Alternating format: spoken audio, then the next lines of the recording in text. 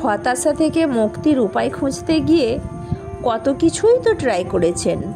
দুনিয়ার সস্তা যত বিনোদন আছে কিছুই বাদ দেননি। পাশ্চাত্য সভ্যতার দূষিত ও বিকৃত দাসত্বের শিকার হয়ে বলিউড, হলিউড, সিরিয়াল, নাচ, গান আর অশ্লীল পর্নোগ্রাফিতে মানসিক প্রশান্তি খুঁজেছেন। কখনো কখনো ঘুমের পিলও খেয়েছেন, এতেও কোনো কাজ হয়নি। অথচ মানসিক প্রশান্তির একমাত্র মহৌষধ মহান রবের সিজদায় লুটিয়ে কখনো ট্রাই করেননি। প্রকৃত প্রশান্তি শুধুমাত্র বাহ্যিক বস্তুসমূহে অন্বেষণ করার কারণেই আপনি বঞ্চিত হয়েছেন। মানসিক সুস্থতা একমাত্র মহান রবের দান।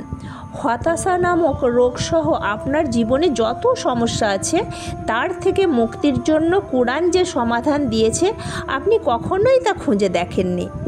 আমাদের বৈচিত্র্যময় জীবনের কোনো সমস্যাই একরকম হয় না। সময়ের ভিন্নতায় সমস্যাও ভিন্ন ভিন্ন হয়। তাই প্রত্যেক সমস্যার সমাধানও একরকম নয়। কিছু কিছু সমস্যার ক্ষেত্রে শুধুমাত্র ধৈর্য ধারণ করা যথেষ্ট নয়, সেই মুহূর্তটি অবশ্যই অনেক কঠিন। এমন কঠিন মুহূর্তে সাহায্য চাওয়ার পদ্ধতিটি পবিত্র ও ঐশীবাণীতে মহান রব জানিয়ে দিয়েছেন। হে ঈমানদারগণ, তোমরা ধৈর্য ও নামাজের মাধ্যমে সাহায্য প্রার্থনা করো। নিশ্চিত আল্লাহ ধৈর্যশীলদের সাথে আছেন।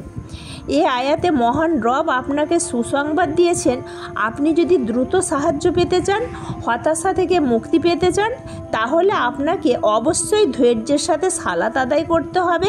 তবেই নিঃসন্দেহে আল্লাহর সাহায্য আপনি পাবেন।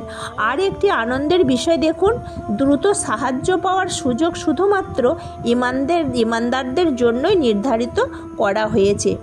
আপনার মনের শান্তি ও প্রফুল্লতার একমাত্র উৎস হচ্ছে মহান রবের ইবাদত।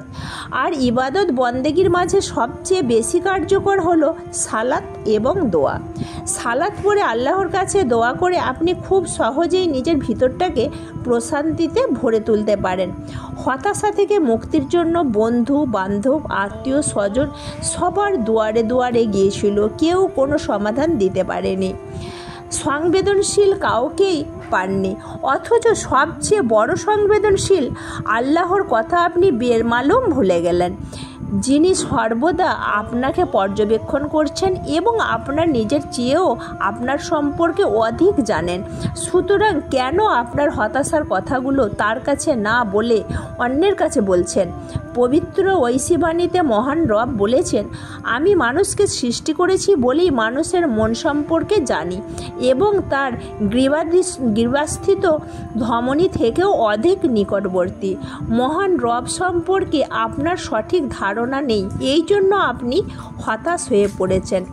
পবিত্র ঐশীবাণীতে মহান রব বলেছেন, মানুষকে দুঃখ আচ্ছন্ন করলে সে আল্লাহ সম্পর্কে অবান্তর ধারণা করে এবং হাল ছেড়ে দেয়। দুনিয়ার ভোগ বিলাসিতায় মত্ত হয়ে আপনি জীবনবোধ হারিয়ে ফেলেছেন। পবিত্র ঐশীবাণীতে মহান রব বলেছেন, ভোগ বিলাসিতা বলগাহীন জীবন ও আশা মানুষকে আচ্ছন্ন করে রাখে বলেই মানুষ অবিশ্বাসী হয়।